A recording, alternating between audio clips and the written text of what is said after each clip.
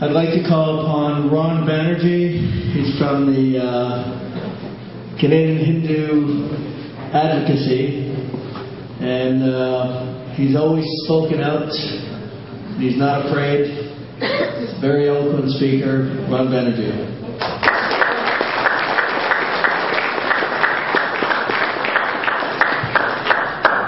Thank you. Geert Wilders, what I'm going to talk about here is the proof. That's what I'm going to bring to you tonight.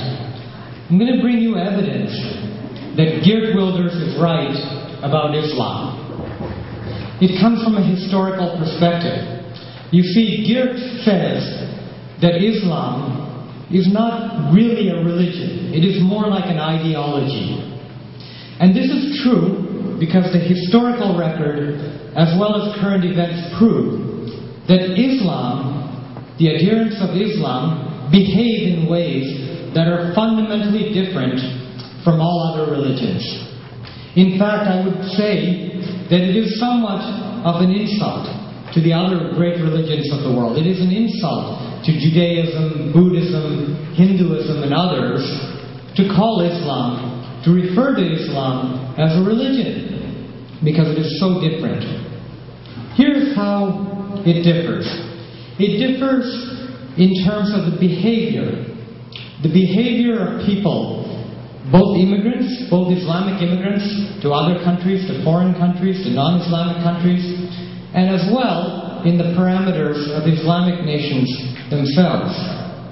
In nations such as Canada, United States, and in Europe, you find that many other immigrants have arrived, non-Islamic immigrants, Hindus, Buddhists, Jewish immigrants. And a few factors fall into place. First of all, you find that if not immediately, at least within a generation or so, the birth rate of these immigrants approaches similarity to the birth rate of the native population. In other words, there's a relatively low birth rate at a certain point of time. Now, this is natural, in a way. This is natural because we come here for freedom, we come here for democracy, we come here for economic opportunity.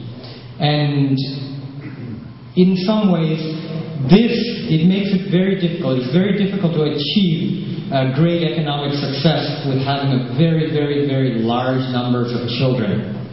This doesn't happen with Islam, though. Islamic immigrants, no matter how professional, no matter how wealthy, no matter how successful they are on the economic ladder, they continue to give birth to huge, huge numbers of children. You can verify that by looking at the birth rates of Islamic immigrants in Europe, in Canada, and in the United States. And this is also reflected within Islamic countries itself. Some say that the way to modernize, or to create a moderate form of Islam, is to simply spread economic opportunity to Islamic nations. But you see, there's a problem with that. The problem is the facts contradict this. You look at Islamic countries that are very wealthy, like Saudi Arabia, like the Emirates, like Dubai, like all those places, their birth rate remains high. And you've got to ask yourself, why is this? Why is their birth rate so high when rational socioeconomic theory seems to dictate otherwise? It's because of Islam itself. It is because of the example set by people within Islam, including Muhammad, their founder. It is related to the status of women within Islam.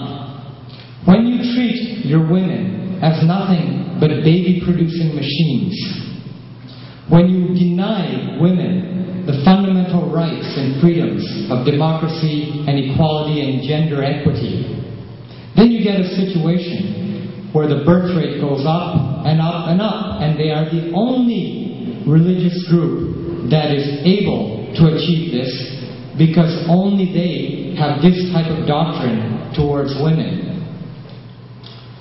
You have to remember that the man, their founder, the Muslim religion considers Muhammad to be the perfect man. Every Muslim must model himself after Muhammad. And Muhammad was not a man of peace. He was a warlord. And his attitude towards women, he married a 9-year-old girl named Aisha. Sorry, stand corrected. A 6-year-old. Rape, gang rape, slaughter, pillage. That's what this Muhammad was about. And if you have a religion that states that you must model yourself about Muhammad after Muhammad, how can it be any different? You know, the big surprise is not what Islamic nations or Islamic immigrants achieve or what they do. The big surprise is that we're surprised about it. I come from India. I'm of Hindu background. South Asia was invaded a long time ago by Arab Muslim invaders. 80 million. That was the number of people, of Hindus, slaughtered over the centuries by Islam in a deliberate, systematic attempt to exterminate Hinduism from the planet. Thousands and thousands of Hindu temples were smashed to the ground. If you go to India, one of the things you notice, especially in North India, is that a lot of the temples are in very bad shape. They're in very bad shape, or they don't exist, or they're ruins. There's ruins scattered all over North India because Muslims had this habit of smashing Hindu temples and then erecting mosques on top of it to demonstrate the triumph of Islam. In India today, it is the fastest growing economy on the planet.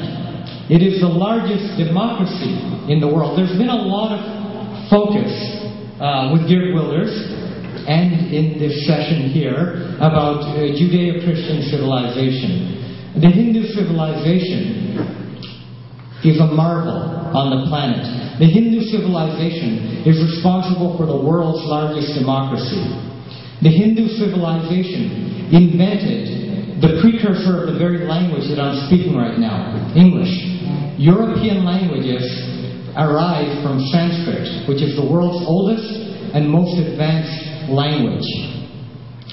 The scientific accomplishments, the technical accomplishments of many peoples, of Hindus, of Jews, and of other people in pre-Islamic Middle Eastern area and in pre-Islamic South Asia have been falsely claimed by Muslims. They claim that it was an Islamic invention or an Islamic accomplishment. The truth of the matter is, because of the nature of Islam, in its entire history, Islam, the Islamic civilization, has invented and has contributed less to human advancement than a pack of donkeys. That's the truth.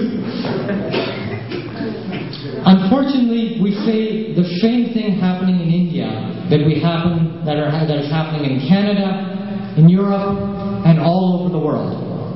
Islamic money is funneled into the country. Jihadists and mosques are being set up, are sprouting everywhere. The media has been bought and paid for by Saudi oil money and Islamic funds. Therefore, the truth is not being told.